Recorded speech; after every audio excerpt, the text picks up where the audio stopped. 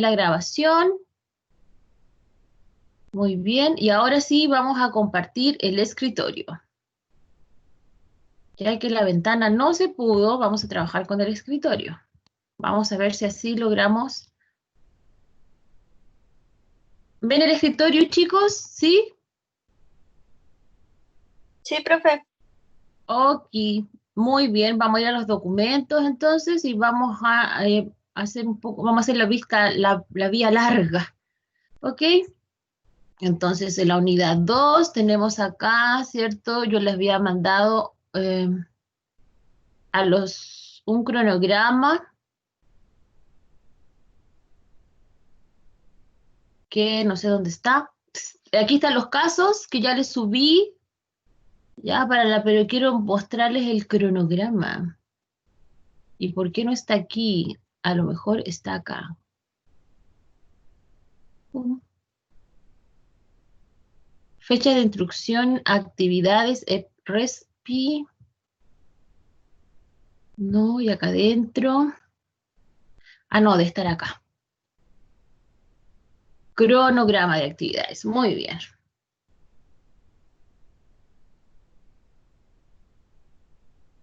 Ok, entonces, hoy día vamos a hacer esta primera parte, los voy a llevar yo a la wiki, ¿cierto? Y ustedes me van al tiro diciendo todas las dudas que se les van, ¿cierto? Produciendo en el minuto. Las actividades para evaluación cardiovascular, ya ahí vimos todo lo que era la evaluación respiratoria con los factores, ¿cierto? Los grupos de prevalencia. Y estos son más o menos el cronograma de trabajo que vamos a realizar para la parte de cardiovascular. Entonces, el 23 de junio, que es hoy, vamos a ver todo lo que es factores de riesgo y lo que le vamos a preguntar a nuestro paciente con problemas cardiovasculares. El área cardiovascular es un área relativamente nueva para el kinesiólogo. De hecho, no hay tantos colegas que se especialicen en aquello, pero generalmente cada vez o cada año, ¿cierto? Es más importante porque las enfermedades cardiovasculares van en aumento debido a la forma de vida que llevamos en general, ¿cierto? En el mundo, en Chile, y el tipo de alimentación que tenemos ahora no es el como que teníamos hace 20 años, ya han subido, el promedio de casos ha subido hasta convertirse en una de las patologías de mayor prevalencia en el país, sobre todo en edad media y edad avanzada. Por lo tanto, ojo que tenemos ahí un buen recaudo de pacientes a los cuales nosotros podríamos ayudar y servir si es que ustedes quieren, ¿cierto?, especializarse en esa área. Así que todo eso lo vamos a ver durante este mes o este mediados de mes, ¿ya? Entonces, del 23 de junio, que es hoy, vamos a ver entrevista y factores de riesgo. Yo les subí las patologías cardiovasculares, están ahí dentro de los archivos, no me acuerdo si se los subí a la plataforma, pero si no, se las voy a subir igual. Tienen que hacer un sistema de fichaje con estas patologías, tal cual como lo teníamos anteriormente, es decir, tienen que poner el nombre de la patología, la prevalencia. Ojo que las patologías cardiovasculares, una subyace sobre la otra, es decir, cuando se produce una, después se produce la otra, entonces probablemente las van a ver sobrelapadas, ¿ya? O superpuestas, o traslapadas, como ustedes quieran, ¿cierto? Entonces tienen que tener cuidado cuando las pongan en su sistema de fichaje. Entonces, ponen el nombre, la prevalencia, los factores de riesgo, ¿ya? O sea, ¿qué me lo puede producir? Eh, ¿Cuáles son las otras enfermedades cardiovasculares asociadas? ¿Ya? Que también es importante. La fisiopatología de la problemática, la evaluación completa, ¿cierto? Los test, que en este caso no son pruebas especiales, sino que son test, ¿ok? Y con eso terminamos la ficha. Entonces, nombre de la ficha, el nombre de la patología, la prevalencia, ¿cierto? Los factores de riesgo, esto no estaba en las otras fichas, factores de riesgo, con las enfermedades cardiovasculares asociadas, porque nunca vienen solas, muy poquitas son solas, aisladas. Eh, Fisiopato y proceso evaluativo más los test, ¿ya? Los test no es lo mismo que las pruebas, son test de medición. Entonces son 7 puntos que tienen que abordar dentro del sistema de fichaje, ¿ok? ¿Cuándo tienen que mandar las fichas? Las fichas se entregan el, si no me equivoco, yo lo puse en el otro. Ya, la entrega de la ficha va a ser el día 14 de julio junto con la retroalimentación del trabajo de las wiki, ya, la revisión de casos. Ese día ustedes tienen que entregar las fichas. 14 de julio, si no me equivoco, es día martes y tienen como siempre hasta las 23:59. En todo caso, yo le puse la fecha en la que ustedes tienen ahí subida al Teams. ¿Ok? Así que cuando él quiera abrirlo, ahí lo van a ver. Bien, vamos a trabajar con un sistema que se llama sistema de wikis. ¿Ya? El sistema de wiki se caracteriza porque todo es un sistema donde podemos subir gran cantidad de información, podemos ir ordenándola ahí mismo para poder generar un informe. Todos pueden ir metiendo mano dentro de nuestro producto. Por lo tanto, a veces es más fácil para poder generar una idea y rápidamente podemos lograr, ¿cierto?, llegar a la solución del problema. Y vamos a ir inmediatamente a la revisión de la plataforma, cómo se trabaja en esta wiki, ¿ya? La próxima semana vamos a ver lo que es la evaluación cardiovascular propiamente tal. La subsiguiente, ustedes tienen que trabajar para mí, ¿ya? Cada grupo va a tener que hacer un video pequeño de 5 minutos sobre un test, ¿ya? Los tests son súper acotados, de verdad que son súper acotados, así que no les va a costar nada, ¿ok? La revisión de casos y retroalimentación de trabajo de wiki final es el 14 de julio. El 17 de julio se cierra la wiki porque es la entrega de informes según formato. Se va a ir igual retroalimentando semana a semana el trabajo que ustedes realicen en la wiki. Y el 21 de julio, que aquí está destacado con rojo, ¿cierto? Es la prueba. Obviamente que todas estas fechas van ¿cierto?, supeditadas a la contingencia. ¿Qué tienen que hacer en el video? ¿Ya? Este video, que es para todos los grupos, va a ser el día 7 de julio, no tiene que durar más de 5 minutos, ¿ok? La idea es que en cada video ustedes indiquen algunas cosas importantes sobre cada uno de los tests, ¿ok? Y aquí tenemos del grupo 1 hasta el grupo 6 los diferentes tests. Como la vez pasada hicieron ustedes una presentación en orden del grupo 1 al grupo 6, ahora comenzará el grupo 6 en adelante, ¿ya? Grupo 6 primero, grupo 5 después, grupo 4, grupo 3, grupo 2 y grupo 1. Cada uno de estos tests ayudan a la evaluación del sistema cardiovascular y son parte de la evaluación que hace el kinesiólogo en esta área, ¿ok? Como les contaba, el máximo puede ser menos, 5 minutos de duración, donde ustedes expliquen cada test evaluativo cardiovascular. Lo pueden hacer con un Power, lo pueden hacer con algún video que lo inserten en su mismo video, ¿cierto? Eh, a través de la web. Lo que sí es importante es que tiene que ir el procedimiento del test, cómo se hace, qué hago yo, ¿ok? ¿Qué se valorará en este video? Se evalúa los materiales que utilicen, ¿cierto? La ejecución del test y los resultados del test. Todo eso tiene que ir inserto en el video. Se evaluará el tiempo del video, las herramientas tecnológicas que ustedes utilicen, cuántos locutores trabajen. La idea es que los 4, ¿cierto?, hagan alguna intervención en el video, cómo ustedes se expresen y la capacidad explicativa de cada test. ¿Ya? Tenemos entonces el grupo 6, que es el primero, el test de Ruffier-Dixon y el test de Carbonell, que son muy básicos. Después el 5 tiene test de Ruffier y el test de Lorenz. El grupo 4, técnica de medición de pliegues cutáneos. El grupo 3, pulso venoso llenado yugular. El grupo 2, escala de valoración de disnea y escala de Bott y signos vitales. Y el grupo 1, test de marcha de los 6 minutos. El grupo 2, que no se asuste, porque tanto la disnea y la escala de Bott son solamente, como dice ahí, escalas, por lo tanto las deben mostrar y explicar. No así los signos vitales, que son ciertas formas de toma de ciertos indicadores de cardiovascular. Muy bien. Eso es el video, ¿ok? En la tarea grupal de Wiki se caracteriza, ¿cierto? Porque es un trabajo donde todos pueden trabajar, ¿cierto? Hacen una revisión de información de estudio de casos y hasta lograr la solución de este y finalmente emitir un informe. Esta parte del trabajo corresponde a un 50% de la nota final del 2.1 y 2.2 y es individual, es decir, todo lo que ustedes hagan en la wiki lo tienen que hacer de acuerdo a las indicaciones que están en la wiki, ¿cierto? Y es individual. Luego viene la confección de informe.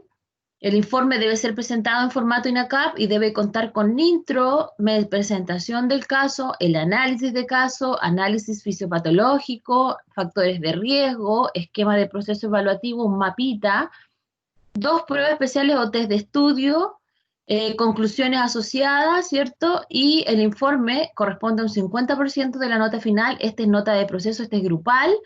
Y la fecha de entrega es el 17 de julio hasta las 23:59 y se hace por vía correo, no se hace a través de la wiki. ¿Ya? Así que eso es lo que tienen que hacer. Entonces tenemos las fichas, que siempre las hacemos, el video y el trabajo que van a estar haciendo paralelamente, tratando, ¿cierto?, de solucionar los casos a través de la wiki, y estos son los puntos que tiene que tener, ¿cierto?, o que tienen que abordar en la wiki para la confección final del informe. ¿Ok? Estos que están acá. Muy bien. Esto es lo que vamos a hacer en términos generales, ¿ya? Vamos a guardar esto.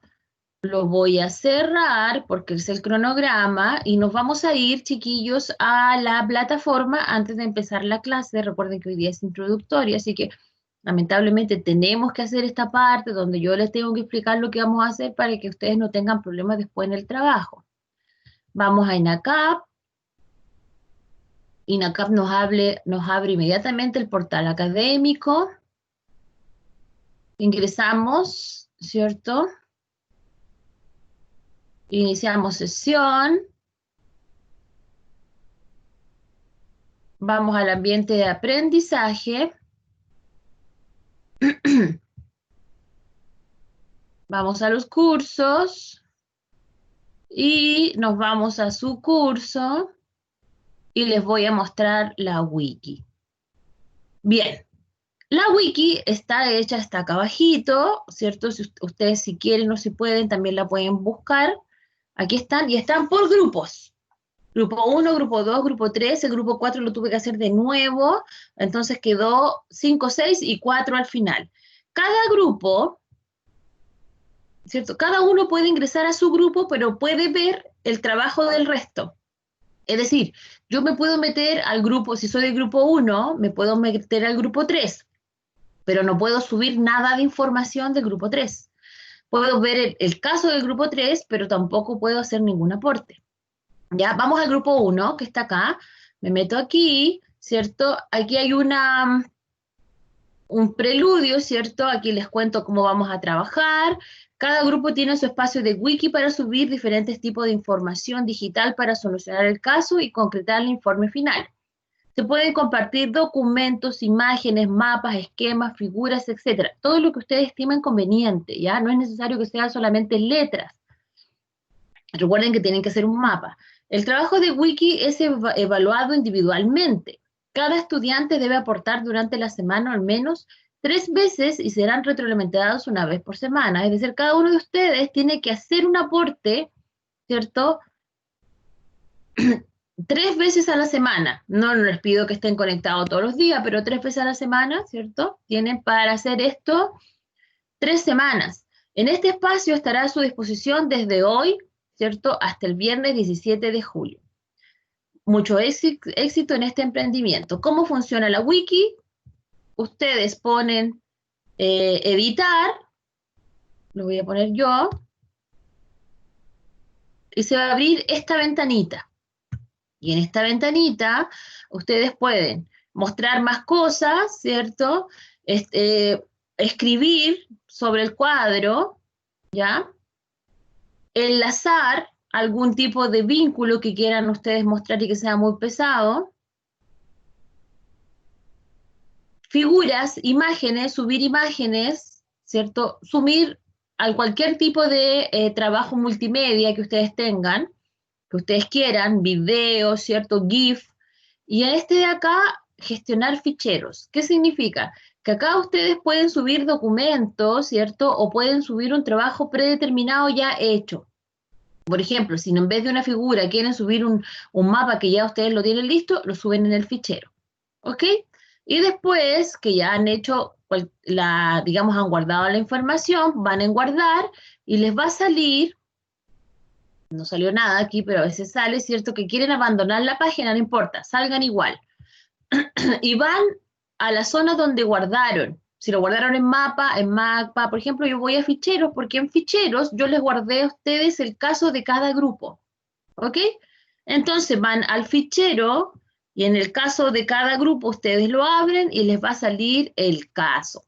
¿Y qué tienen que hacer con el caso? Lo que conversamos antes, ya todos los pasos. Hablar del caso, de la fisiopatología del caso, ¿cierto? De los factores de riesgo, todo lo que ustedes crean que sea importante. Muy bien. Esto es la intro, ¿cierto?, sobre el trabajo y sobre la wiki. Cualquier duda que ustedes tengan para el trabajo en la wiki, me lo hacen saber, ¿ya? Yo hice los grupos, les puse su nombre y su correo, por lo tanto deberían estar cada grupo con el nombre y con el correo. Los incluí a todos, independiente que no estén trabajando o si alguno se salió, así que ustedes me cuentan quién en su grupo ya no se encuentra, ¿cierto?, activo funcional. Muy bien, vamos a salir de acá entonces, chicos. Vamos a ir de nuevo acá a ver si este chiquillo quiere todavía funcionar con los archivos. Vamos a ir al equipo.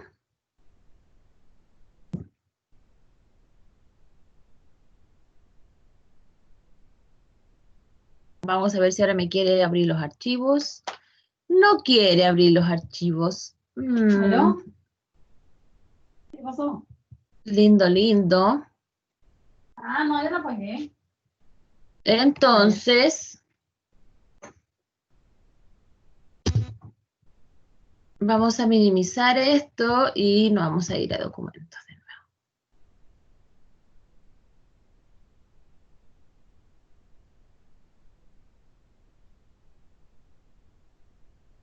nuevo. Ok, vamos a ver. Entonces aquí vamos a trabajar con esta clase. ¿Alguna duda hasta ahí de lo que vamos a hacer, estimados? ¿Algo que no les quede claro? En todo caso, como ustedes saben, yo siempre estoy pendiente del WhatsApp, me demoro poco en contestar, así que no tengo ningún problema, ¿cierto? Si ustedes como grupo tienen alguna problemática, me cuentan. Muy bien, ahora vamos Profe, a ver, dígame. profe Matías, oiga, una consulta en relación a lo de la wiki, eso no me quedó un poco claro, ¿Qué que cosa? lo de los aportes. Ya, para los aportes, usted tenía que entrar, vamos, me voy a ir acá. No, pero sí entendí cómo hacer el procedimiento Ah, ya, del aporte. Lo que no ya. entendía es que están divididos por grupos, pero, por Están divididos por ejemplo, grupos.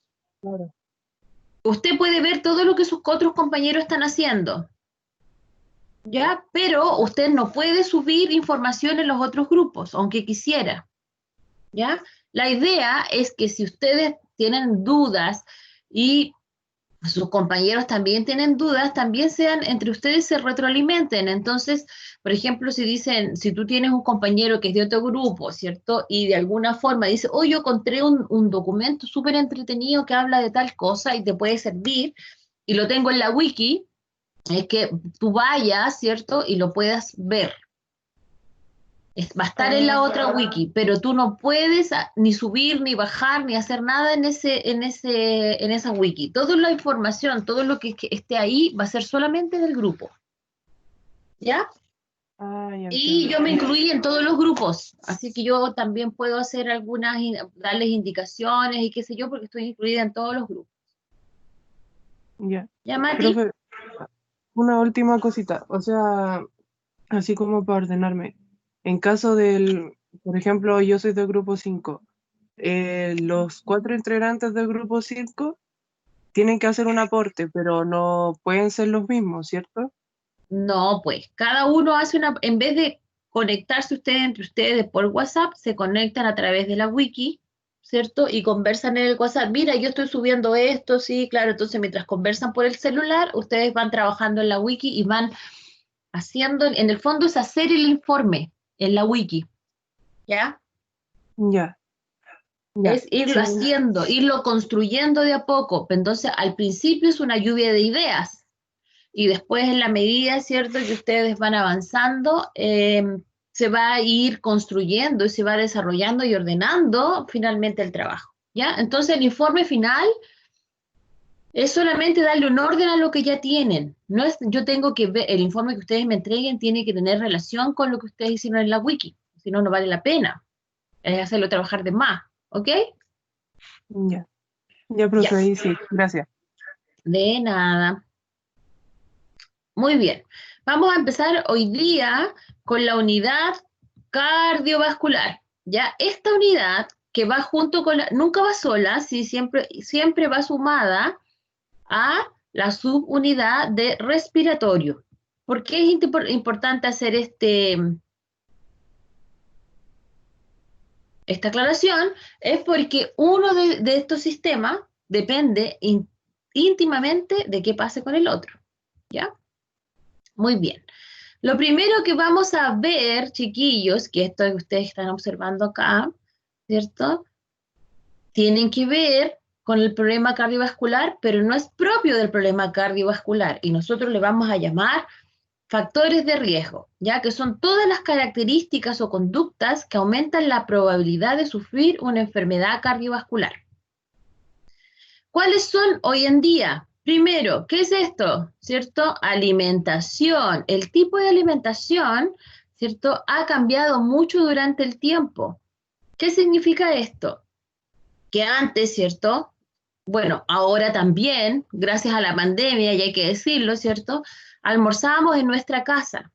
En cambio, cuando ustedes van a la universidad, comen, ¿qué comen? Un completo, ¿cierto? Cualquier cosa que anden por ahí, ¿cierto? Para poder suplir o tener las energías básicas para poder seguir trabajando en el día.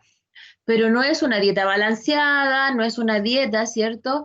Que baja, por ejemplo, en carbohidratos, rica en proteínas, sino que es muy alta en grasas saturadas, lo que finalmente va a producir problemáticas en el sistema cardiovascular, porque esta grasa saturada se va a ir se va ¿cómo se llama? A ir a alojar a la pared de los vasos, ¿ya? Ahí va. Otra cosa importante como factor de riesgo que sale acá, ¿cierto? Aunque ustedes no lo crean, es a las alteraciones del hígado. El hígado también tiene directa relación, ¿por qué? Porque el hígado es el encargado, ¿cierto?, de metabolizar los azúcares. Entonces, cualquier alteración hepática va a influir directamente en el sistema cardiovascular y si está obviamente alterado o si está trabajando en demasía o sobrecargado, que va a producir una alteración o una sobrecarga en el corazón, ¿cierto? Presionándolo, que es lo que quiere decir ese monito, ¿ya? Ahora, ¿cómo se altera el hígado o cómo lo hago trabajar más, ¿cierto? Con una ingesta excesiva de azúcar. Por lo tanto, todos los que son buenos para los dulces, ¿cierto? Aquí sufrimos porque hay que controlar el exceso de azúcar, ¿cierto? Para que este hígado funcione bien. Bueno, algunas enfermedades metabólicas también tienen mucho que decir, por ejemplo, el hígado graso, ¿cierto? Diabetes, todo eso también va a generar alteraciones o retroalimentación negativa o feedback negativo para el hígado. Muy bien. Otra cosa importante que la pueden ustedes observar acá, ¿cierto? Son los cambios morfológicos que hemos sufrido en la sociedad, sobre todo en este caso la sociedad chilena, ¿ya? Como nuestros hábitos alimenticios han cambiado, ¿cierto? este Homo sapiens se ha convertido en un Homo sapiens que no requiere hacer tanto para generar alimento diario.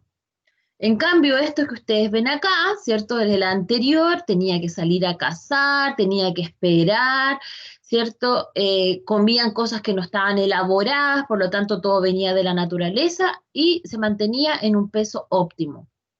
En cambio, este pesca un poco de dinero, por 2.500 lucas tiene un completo y una bebida, y esto es lo que estamos logrando, ¿cierto?, que sucede en nuestro cuerpo. Es decir, que una importante cantidad de grasa se almacene y que no salga por ningún lado, porque más encima, todo el día trabajando o todo el día estudiando, nos damos mucho menos tiempo para hacer el ejercicio que necesitamos. En vez de hacer el ejercicio en el día para poder, ¿cierto?, buscar alimento, el trabajo que se hacía, eso ya no se realiza, ¿cierto? La mayoría de los trabajos, incluso este teletrabajo, es sentado, entonces la cantidad de energía orgánica que yo necesito para esto es poca. Entonces, si consumo o sigo consumiendo una gran cantidad, ¿cierto?, de alimentos ricos en azúcares, lo único que voy a lograr es que, ¿cierto?, mi morfología de mi cuerpo cambie y se empiece a producir un gran almacenamiento de grasa. No ocurre solamente en los adultos, sino que ocurre también en los niños, ¿ok? Y esto también tiene que ver con las colaciones en los niños, ¿cierto? Las colaciones debiesen ser colaciones sanas. ¿Y qué le mandan a los niños? Papa frita. Mire, incluso la pobre mascota aquí está gordita, y es así. Yo he visto perritos gorditos últimamente, porque como nadie no puede salir a pasearlos, así que hasta los perritos, los gatitos, todos estamos fofitos, ¿ya? Y esto pasa, ¿cierto?, por colaciones que no son saludables, alimentos que están sobreenergetizados y la actividad física cada vez menor, ¿ya? Otro factor de riesgo importante es el tabaco, ¿ya? El tabaco genera una gran alteración pulmonar. Y como lo cardiopulmonar va junto, finalmente va a generar alteraciones cardíacas.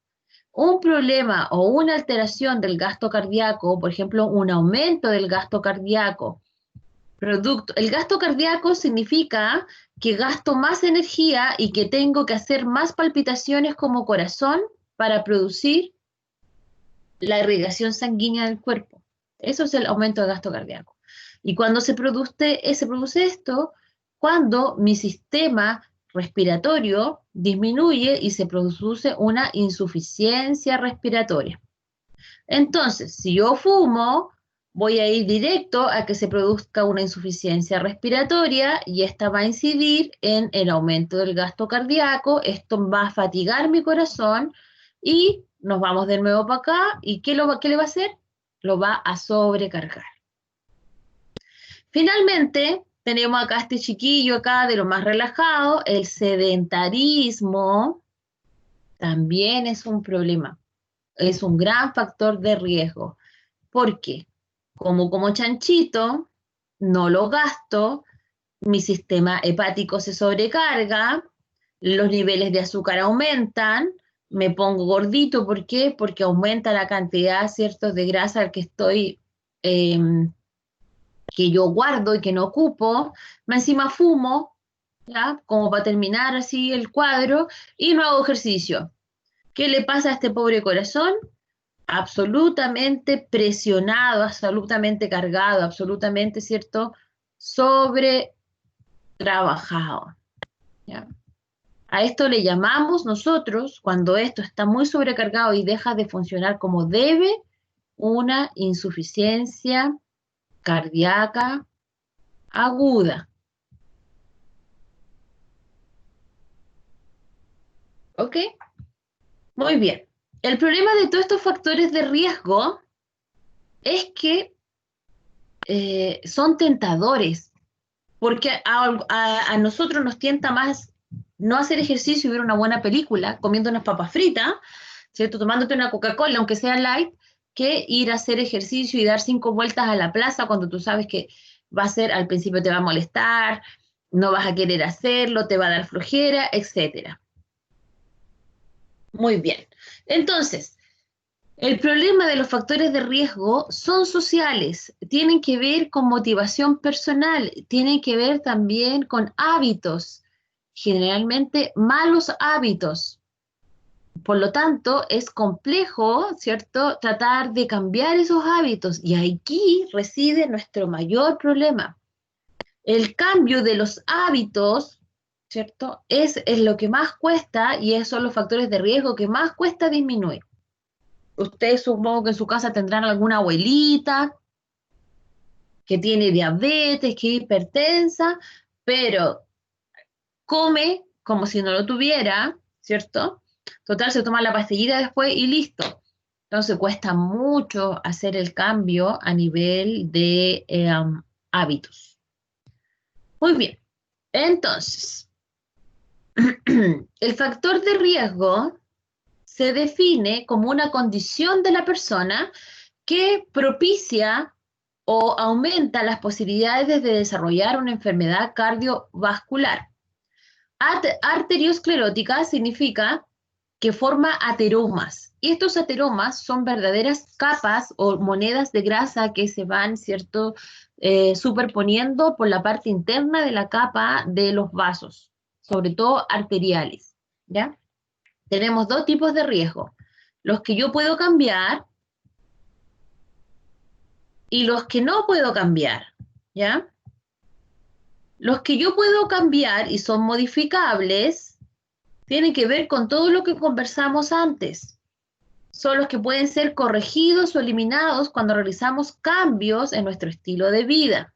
Ahora, el punto es cuánto es que queremos hacernos cargo del problema y hacer los cambios en nuestro estilo de vida. Los no modificables son propios de la persona, siempre existirán y no es posible revertirlo o eliminarlo. Por ejemplo, la información genética o la edad, que la edad también, ¿cierto?, es un factor que yo no puedo modificar, que está ahí, ¿cierto? Entre los modificables tenemos la alimentación, hacer ejercicio, el tabaquismo, el alcohol, que no está, pero también es un factor de riesgo, ¿cierto? Entonces, se pueden dividir entonces en modificables y no modificables, pero también los podemos dividir en los biológicos, los culturales y los sociales. Los biológicos son los que son propios de tu cuerpo. Por ejemplo, si yo tengo una problemática genética de hepática, esto va a producir, ¿cierto?, alguna alteración y es biológico. Los factores culturales son los que conversábamos anteriormente, que es como el tipo de comida, cómo me alimento, ¿cierto? La cantidad de ejercicio que hago en el día también, ¿cierto? Si tengo el hábito del tabaquismo o si tengo el hábito del alcohol.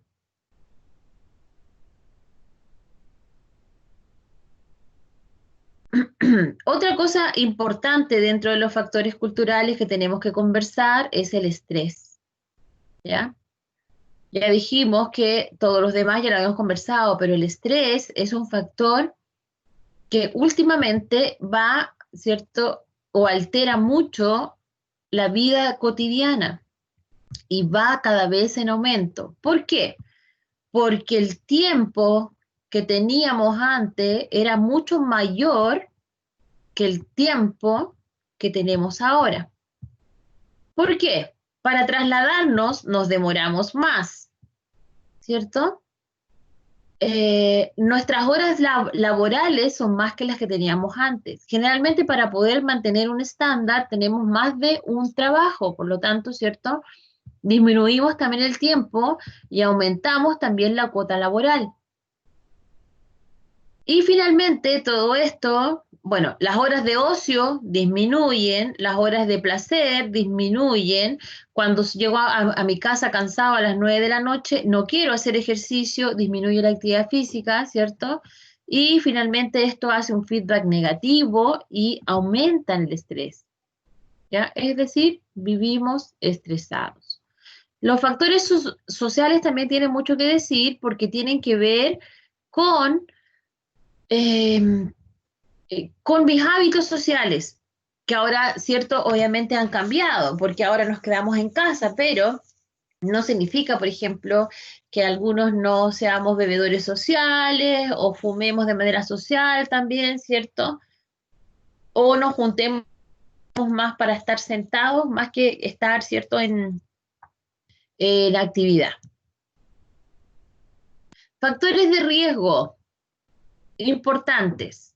Si un hombre es mayor de 45 años, miren, chiquititos, tiene mayor cantidad de riesgo que una mujer de los 45 años. Cuando la mujer es mayor sobre los 55. Si usted tiene antecedentes familiares en su casa, su abuelita, su mamá, su papá, tiene hipertensión arterial, ¿cierto? O tiene diabetes, ¿cierto? O tiene obesidad, cualquiera de estas son antecedentes que nos pueden producir alteración o enfermedades cardiovasculares precoces, es decir, antes de los 45 años, a edad temprana. ¿Ya? La hipertensión es una problemática, ¿ya? Porque aumenta el gasto cardíaco. Si yo aumento la cantidad de sangre o la velocidad de la cantidad de sangre, el esfuerzo que tiene que hacer el corazón es mayor. Por lo tanto, se fatiga más rápidamente su fibra y podemos llegar a una insuficiencia cardíaca. El tabaquismo, por lo que conversábamos anteriormente, ¿cierto? Por la alteración pulmonar de manera secundaria. Aquí ustedes esto lo conocen, el colesterol, más que el malo, porque el HDL es el bueno, el problema es cuando el bueno, que es el HDL, baja mucho. Lo normal es que esté sobre los 40 milímetros por decilitro. Pero si disminuye esta cantidad, si disminuye los 40 miligramos, ¿cierto? Tenemos un gran factor de riesgo que nuestro corazón no funcione como debe, porque el HDL limpia las cañerías, por decirlo así, ¿ya? Limpia los vasos. No así el LDL que tapa los vasos. Bueno, la diabetes mellitus es un problema, ¿cierto? Porque indica un aumento de azúcar en sangre, lo que va a producir todo lo anterior, ¿cierto? Aumento de gasto cardíaco. ¿Por qué? Porque se produce para poder limpiar esta sangre, el corazón, ¿cierto? Se sobrecarga el hígado y finalmente tengo una problemática cardíaca asociada. Categorías del riesgo cardiovascular. Lo tenemos 3: moderado, alto y máximo. ¿Qué me llama la atención acá? Que no hay ninguno que sea mínimo, no hay ninguno que sea bajo. ¿Qué significa? Que estando ya con cualquiera de los antecedentes cardiovasculares, siempre la problemática va a ser difícil. Nunca voy a tener un problema cardiovascular que va a ser un problema menor, ¿ya? Siempre va a ser una problemática a la cual yo le tengo que hacer caso, ¿ok?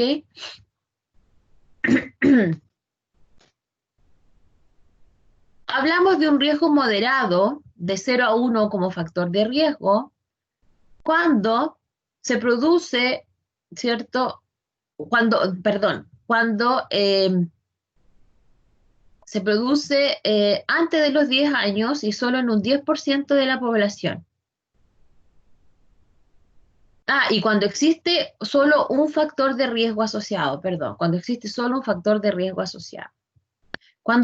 Es alto cuando tengo 2 o más factores de riesgo asociados, ¿ya? Y este riesgo asociado se mantiene sobre los 10 años. Y es máximo cuando tengo una enfermedad cardiovascular o riesgo equivalente que ya se encuentre, ahí está, ¿cierto? Que ya se encuentre, ¿cierto? fundamentado, cimentado dentro de nuestro sistema. Y entre ellos hablamos de la diabetes mellito, insuficiencia aguda al miocardio, perdón, accidente vascular encefálico, donde, ¿cierto?, el riesgo cardiovascular va a ser mayor o igual a un 20% a 10 años que esté sucediendo la problemática, ¿ya? Entonces, siempre, cuando nosotros nos encontremos en cualquiera de estos casos, ¿cierto?, nos vamos a encontrar que debemos tratarlo. Nunca lo podemos dejar pasar y nunca lo podemos dejar como antecedente, ¿ya? Entonces, si yo paso 10 años con un factor de riesgo, tengo un 10% de posibilidades de tener una enfermedad cardiovascular. Si tengo 2 o más factores de riesgo, ¿cierto?, sube a un 20% la posibilidad de a los 10 años generar una enfermedad. Y si ya tengo una enfermedad, ¿cierto?, tengo sobre un 20% de generar enfermedades concomitantes, es decir, más de una enfermedad cardiovascular. ¿Por qué? Por lo que yo les contaba, ¿cierto?, que se suman. Entonces, factores de riesgo mayores o propios y los factores de riesgo condicionantes. Tenemos factores de riesgo que se modifican y factores que no son modificables. Entre los que se modifican tenemos el tabaco, lo mínimo es 1 al día, y ya hablamos de tabaquismo, así que ya saben. Hipertensión, lo normal es 140/90 sobre aquello, y hablamos de hipertensión. ¿Ya? Esto es como borderline. Diabetes mellitus tipo 2, que es cuando el azúcar o la glicemia en sangre es mayor a 126 miligramos por decilitro o mayor a 200, más síntomas. La dislipidemia, que es el colesterol total, es mayor a 200 miligramos por decilitro, o el LDL está sobre los 130 miligramos por decilitro. Los que no se modifican son la edad, el sexo, los antecedentes personales de enfermedades cardiovasculares y los antecedentes familiares de antecedentes cardiovasculares. Factores que te condicionan, pero que se pueden modificar. Obesidad. Si tengo un índice de masa corporal sobre 30, ya hablamos de obesidad, ¿cierto? Y ya tenemos un factor de riesgo más para producir una enfermedad cardiovascular. Si esta obesidad es abdominal, ¿cierto? Si es los centímetros, ¿cierto?, en la zona abdominal en las mujeres es sobre 88, en la zona abdominal es un factor de riesgo, y si en los hombres es sobre 102 centímetros.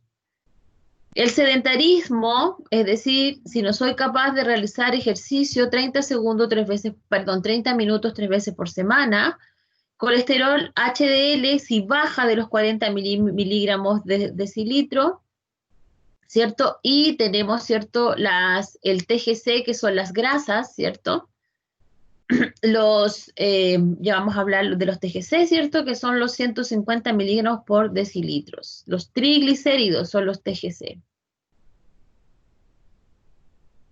Entonces, ¿cuáles podríamos modificar? La hipertensión, si nos cuidamos, la hipercolesterolemia, aunque ojo con esto, que no se sabe muy bien si es más bien genético, más que alimentario, así que hay que tener cuidado. Tabaquismo, sedentarismo, obesidad, estrés y el alcohol. Entonces, si ustedes toman, están estresados, están medio gorditos, no hacen ejercicio y están fumando, miren, 1, 2, 3, 4, tenemos 5 factores de riesgo. Así que hay que cuidarse, chicos.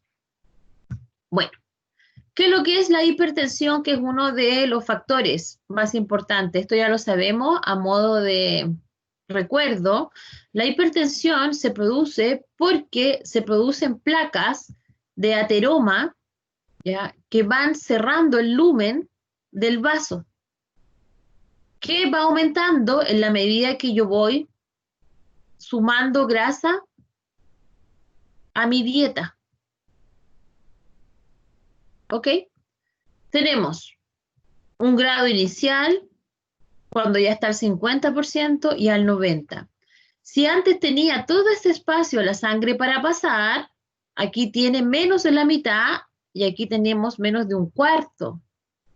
Lo que significa que el flujo de la sangre que pasaba por aquí, ¿cierto? Es mucho más lenta que la que pasa por estos otros dos lúmenes. Como la velocidad aumenta, entonces hablamos de que la presión adentro de estos vasos va a ser mayor y es lo que nosotros llamamos como hipertensión arterial. ¿Cómo se define la hipertensión?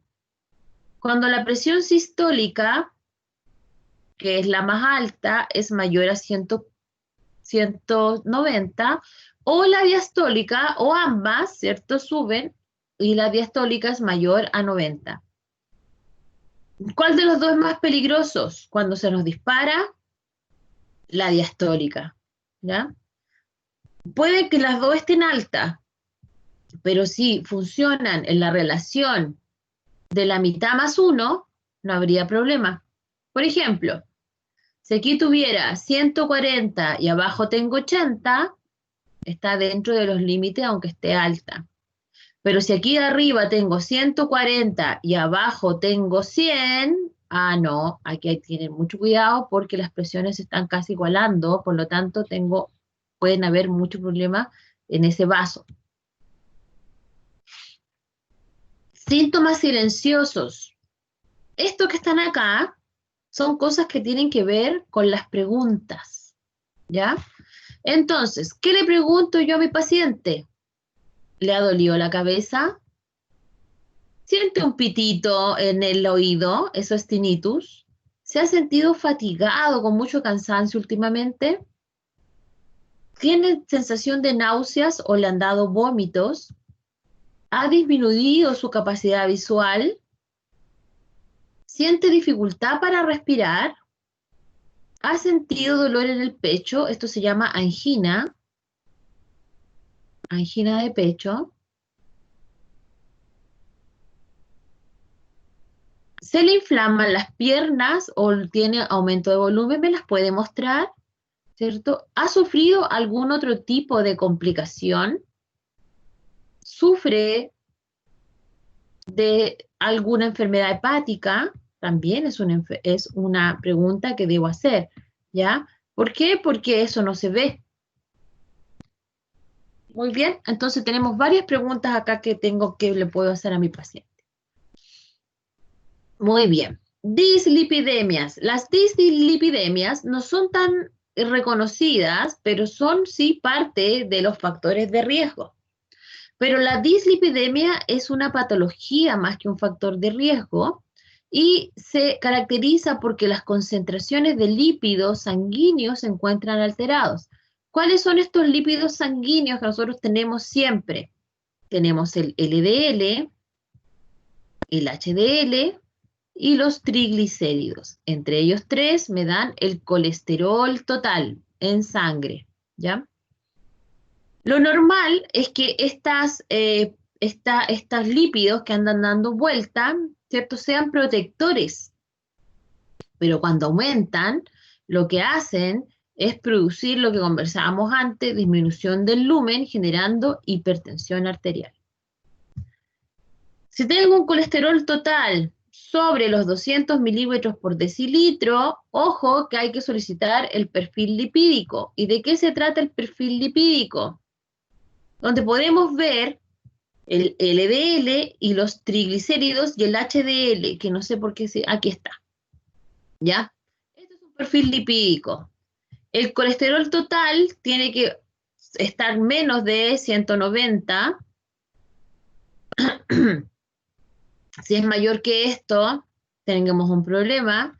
El LDL tiene que estar máximo 160 y ya está alto, 190 es muy alto.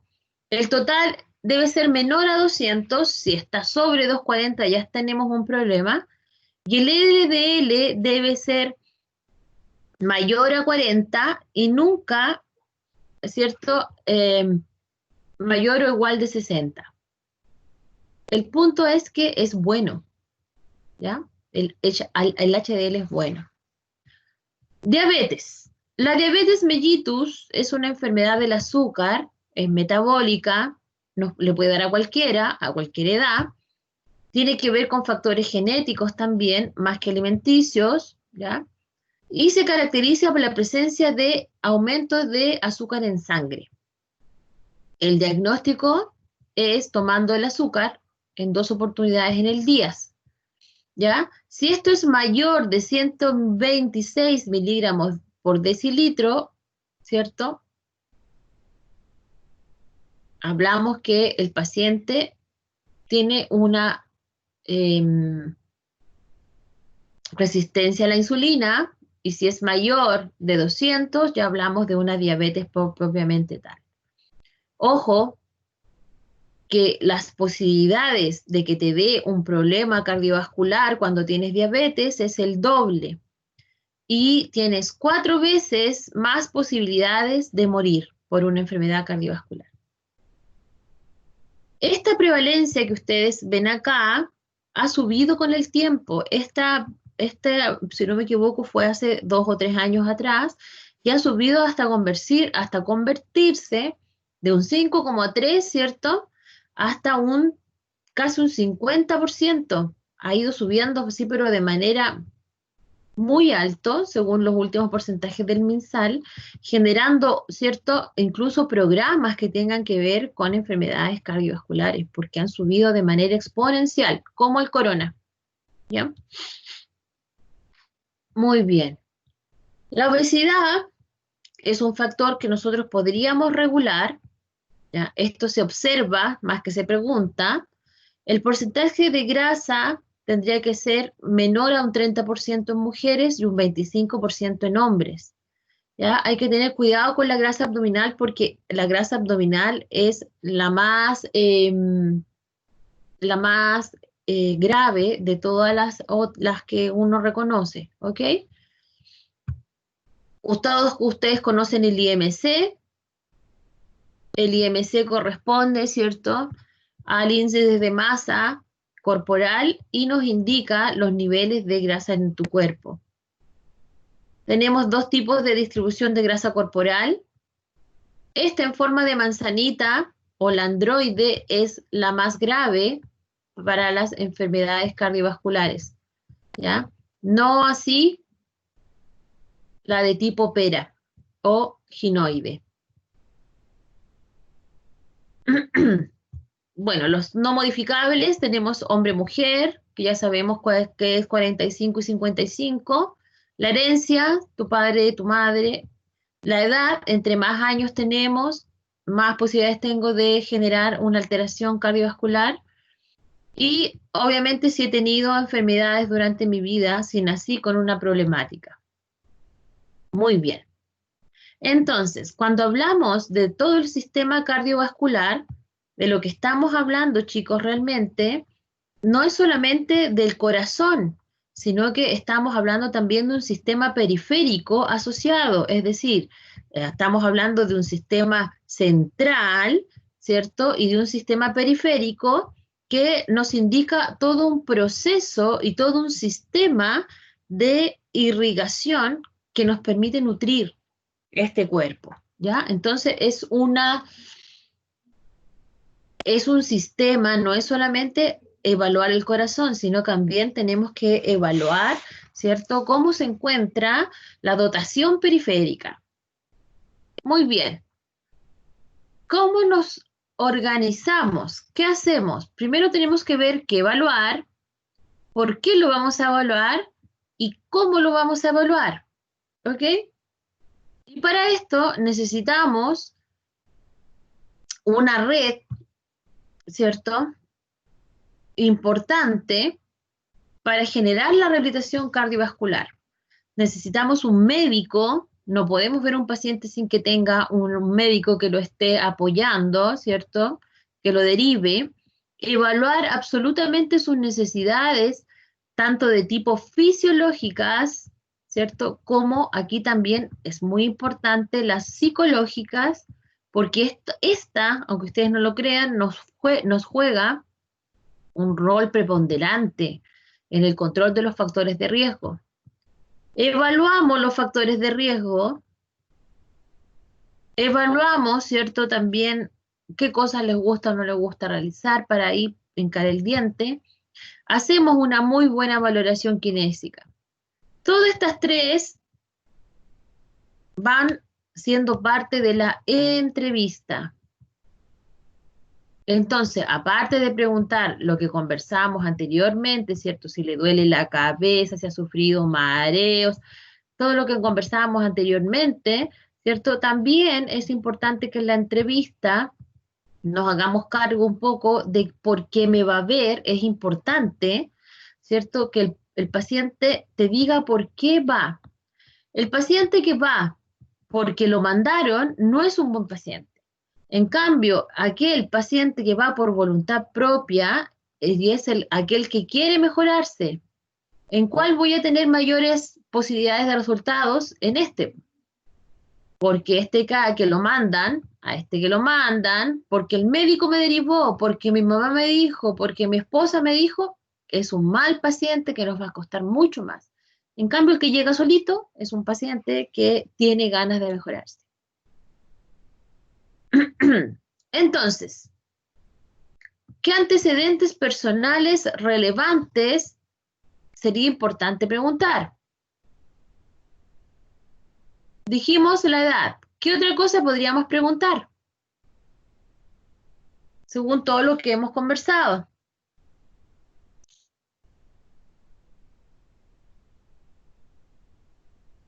Los antecedentes clínicos de la familia podría ser. Ya, serían, ¿cierto? Antecedentes mórbidos, muy bien, de la familia, y los propios también. Sí, también. Antecedentes familiares, ¿cierto? Antecedentes personales, pero ¿qué le podría preguntar yo? Para que no sea tan general. ¿Cómo se lo pregunto?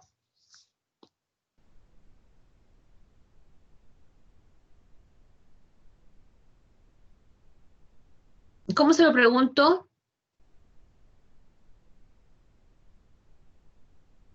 Puede ser si alguno de sus familiares tiene alguna patología, alguna enfermedad. Ya, como qué enfermedad en este caso son importantes que le preguntemos. Diabetes. Diabetes, sí, ¿qué más? Hipertensión. Colesterol alto. Hipertensión, ya, ¿qué otra cosa? Colesterol. Colesterol también, ¿cierto? La familia y la persona también, ¿o no? Sí, también. También, ¿cierto? ¿Qué otra cosa sería importante preguntarle en esta historia clínica?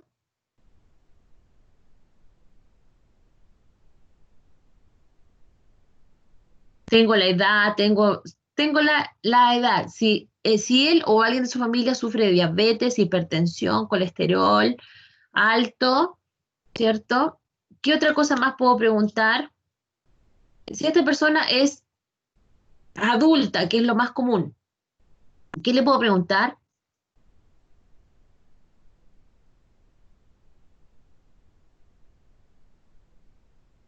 En el ámbito laboral, ¿dónde trabaja? ¿Cuántas horas trabaja? Todo. Ya, el ámbito laboral, dónde trabaja. ¿Para qué me importa saber dónde trabaja? ¿De qué me va a servir? Por la actividad física que tiene. Por la actividad física que tiene, ¿cierto? También es importante preguntar si le queda muy lejos de donde él vive. Por los tiempos, ¿se acuerda que hablábamos de los tiempos? Si el paciente se demora 3 horas en ir a su pega, ¿qué posibilidades tiene de que haga ejercicio, los ejercicios que yo le voy a dar? Pocos. Pocas, muy pocas. Entonces, el tiempo de traslado es importante. Los También es... hábitos, ¿Aló? los hábitos también, como se fuma, Los hábitos también, ¿cierto? Si fuma, ¿qué otra cosa? Si fuma y si toma, si bebe también es importante, ¿cierto? Y si fuma, inmediatamente, ¿cuál es la pregunta que viene al tiro, sí, de la manito? ¿Usted fuma? Sí. ¿Cuánto es lo que fuma? ¿Cuánto es lo que fuma? Muy bien. ¿Usted toma? Sí. ¿Cuánto es lo que ¿cuánto es toma? lo que ¿Ya? Sí, importante, porque si fuma un cigarro es un factor de riesgo moderado, pero si fuma 2, 3 en el día, ya estamos hablando de un factor de riesgo más severo, ¿ya? Muy bien, ¿qué otra cosa podría preguntar? Estamos en la historia clínica. Si su trabajo, ¿de qué se trata su trabajo? Sería una buena pregunta, ¿no? Sí. Tal vez preguntar si está contento donde trabaja. También. O si es muy También, ¿Por profe, qué? exigente, o si es muy exigente, por el si es muy estrés. Y exigente. ya, también si tiene un trabajo de mucha exigencia, ¿cierto? Si el trabajo es muy exigente, si está contento o no está contento, ¿para qué se lo pregunto? Para ver sus niveles de estrés. Ya, si está muy Para ver los estresado, niveles de estrés. Muy bien. Cuénteme, ¿y qué otra cosa podría estresarlo por la vida? Puede ser que tenga una buena relación, una mala relación con la familia igual. También puede ser que no tenga una buena relación con la familia, por lo tanto también tengo que preguntar cómo es la relación de la familia. ¿Y cómo pregunto eso? ¿Así de a boquejarro o voy preguntando primero? ¿Qué cosa podría preguntar primero? Con quién vive, cuál es su círculo más cercano. Exacto. ¿Con quién vive? ¿Cuál es el círculo más cercano? Muy bien. ¿Y qué otra cosa me falta preguntar aquí? Pregunté por el estrés, pregunté por las enfermedades, pregunté la edad, sí, pregunté la edad, pregunté los tiempos. ¿Qué me falta de los factores? Alimentación, Exacto. ¿Y cómo se lo pregunto? ¿Alimentación? ¿Usted se alimenta? eh, No, pues. los horarios que come, Los horarios, muy bien. Y otra cosa importante, si toma desayuno, si almuerza, si ya, cena, ¿y qué más? y qué tipo de alimentos consume. Exacto, ¿qué tipo de alimentos son los que consume? Porque a lo mejor tiene re buen horario, po, pero sale cuando toma desayuno, no sé, pues come fideos con carne al desayuno. Entonces sería muy hipercalórico, ¿ya?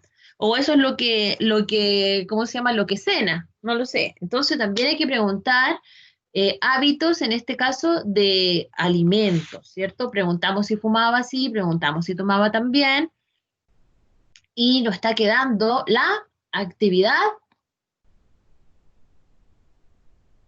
Actividad ¿Es física. física, sedentario o Físico. no sedentario?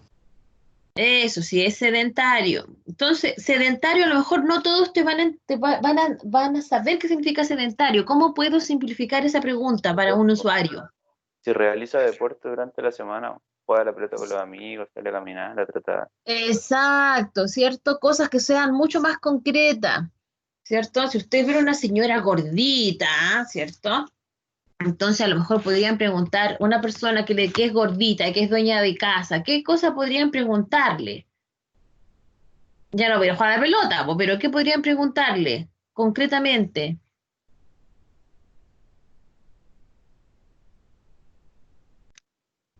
Si sale a pasear durante el día, Ya, sale a si sale a caminar. pasear bien, si sale a pasear durante el día. También es importante preguntarle si ellos son parte de algún grupo, ¿ya? Porque generalmente como se produce en pacientes que son algo mayores, no todos son jóvenes, ¿cierto?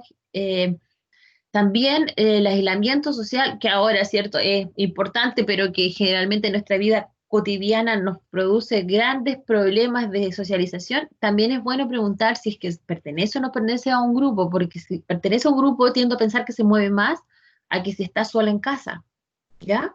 Entonces esas cosas también tengo que preguntar. Y creo que con eso estamos más o menos, ¿cierto? Preguntamos por colesterol, diabetes, preguntamos todo lo que tiene que ver con los factores de riesgo. ¿Qué tengo que preguntar en la anamnesis próxima? Aquí lo vamos a ordenar. Y no lo preguntamos, pero esto tiene que ver con cosas que se observan más que si se preguntan, ¿ya? La disnea. La disnea, ¿qué es lo que es la disnea, chiquillos? Esto lo vimos en respiratorio. ¿Qué es la disnea? Para poder ¿La respirar, falta profesor. de aire? De aire, Exacto, falta de aire. Pero existe una disnea que se llama disnea paroxística. ¿Alguien sabe la diferencia entre de esta con esta disnea? ¿No? Yo les les voy a contar. La disnea, cuando es producto de un proceso pulmonar, es decir, cuando tiene esta sensación de que no le puede entrar aire, ¿cierto? El pulmón se genera en cualquier hora del día, ¿cierto? Y el paciente no toma ninguna postura. Solamente si está sentado, le molesta. Si está de pie, siente la misma sensación. ¿Ya? Si está acostado, es igual. En cambio, cuando esta disnea se produce por un problema cardíaco, el paciente no puede tomar la posición de cúbito. No se puede acostar. Porque está súper bien, no siente nada, pero el paciente se acuesta y va a empezar a generar la sensación de disnea. Entonces, este paciente tiende a dormir apoyado con almohadones o sentado o en posición semi-Fowler.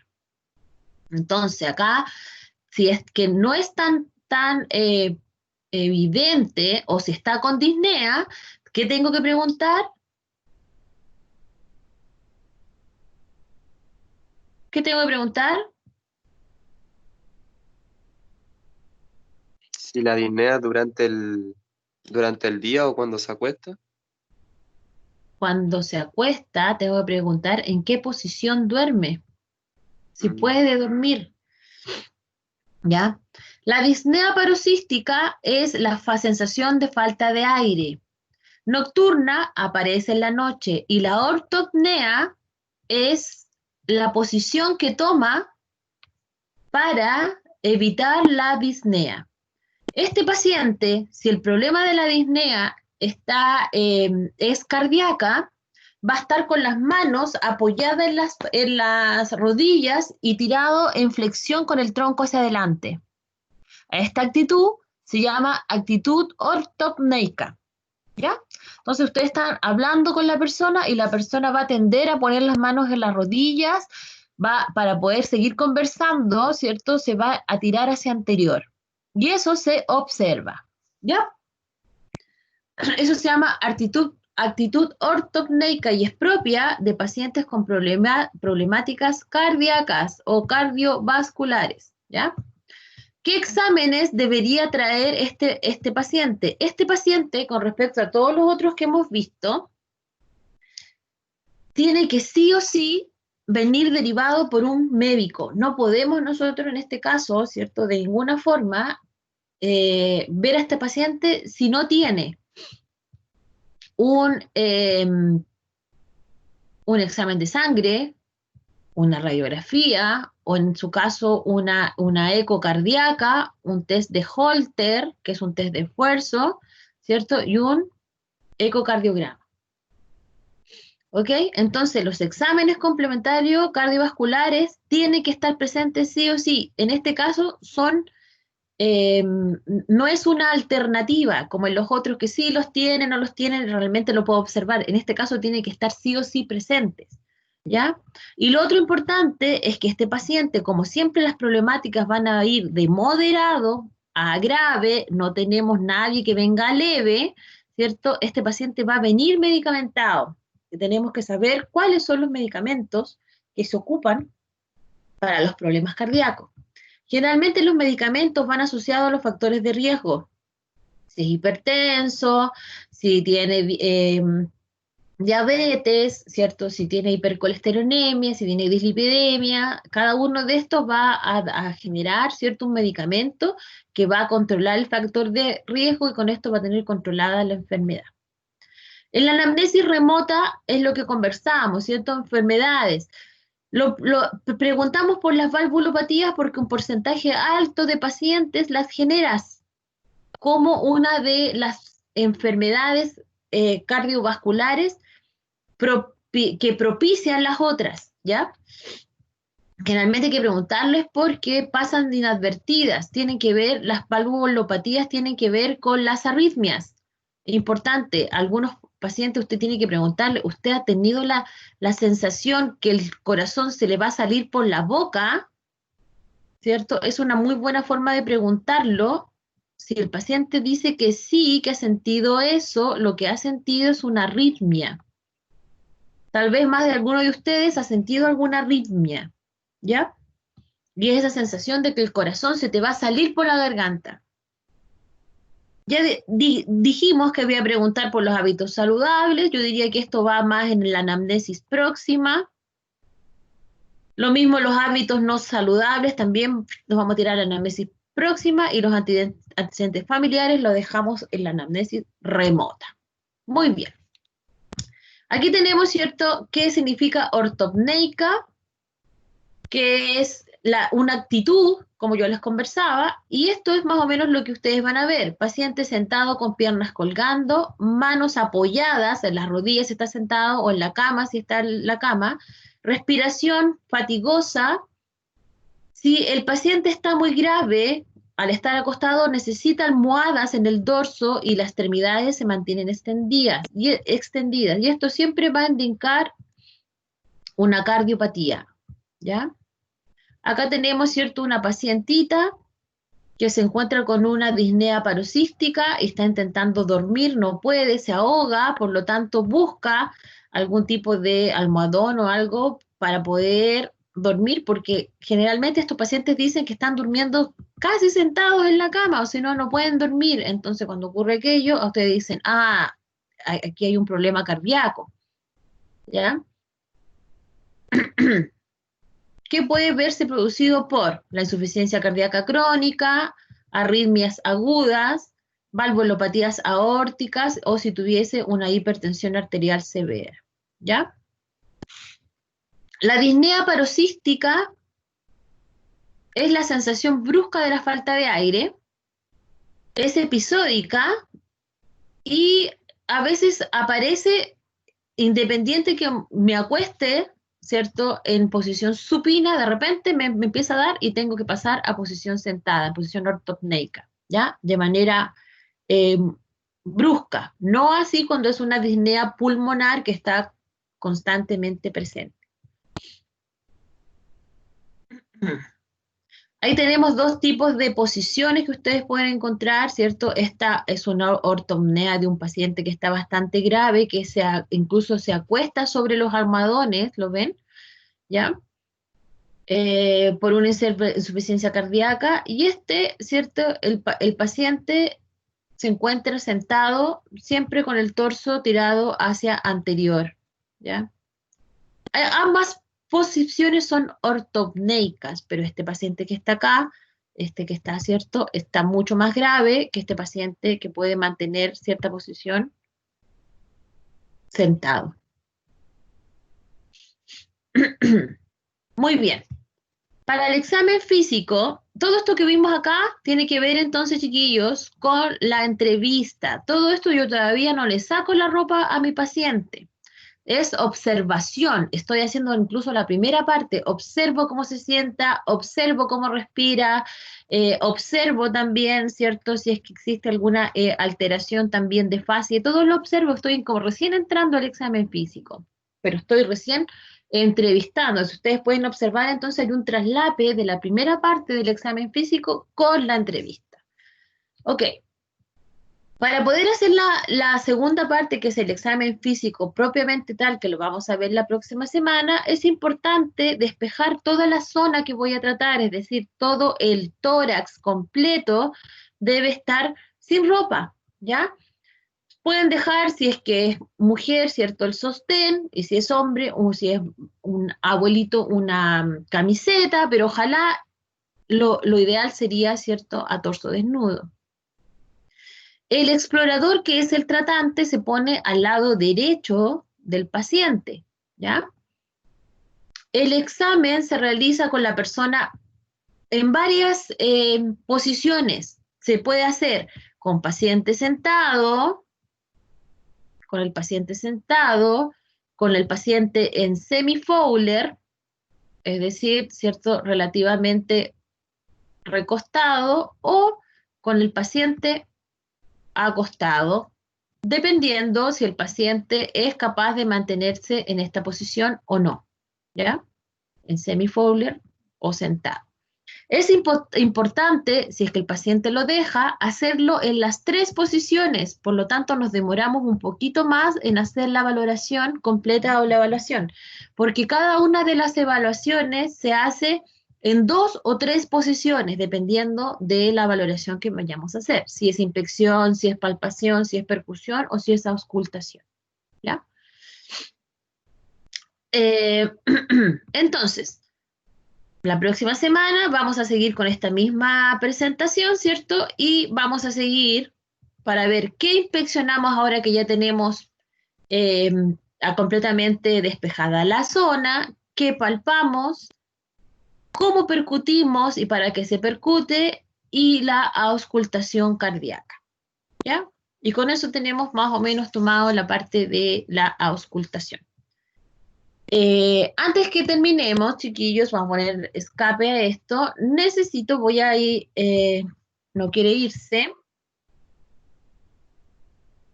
Vamos a descartar, eso es. Vamos a minimizar y yo les dejé una tareita. Tenemos justo el tiempo para la tarea, que tenía que ver con que ustedes tenían que me tenían que contar, ¿cierto?, qué habían logrado ver en la radiografía. ¿Se acuerdan? Que les dejé una tareita. Vamos a ver si los archivos nunca fueron. Bueno, en la última parte de Respi, ¿se acuerdan? Les dejé una tareita, así que ustedes si quieren la pueden ir a buscar, y tenían que contarme qué encontraban en la parte respiratoria. ¿Alguien hizo la tarea? ¿Se acordó de revisar? Eran 3 radiografías nomás.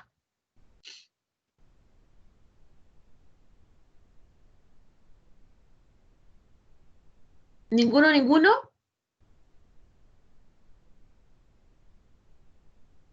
Voy a minimizar esto. Vamos a ir a la unidad 2.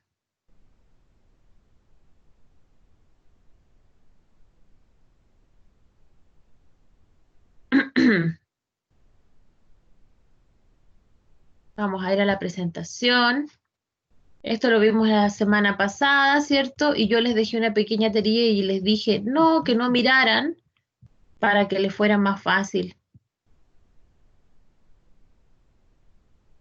Ya, lo vimos hasta acá, ¿cierto? Y dijimos, ¿qué ven? Les hago la pregunta de nuevo, ¿cierto?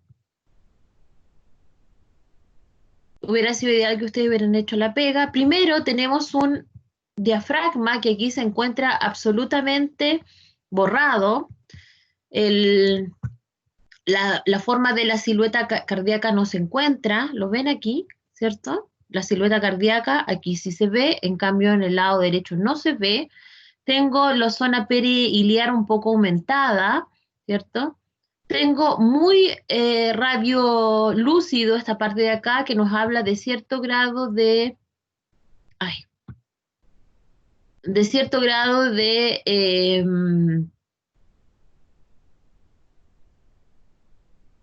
de hipersonoridad, ¿cierto? O atrapamiento de aire.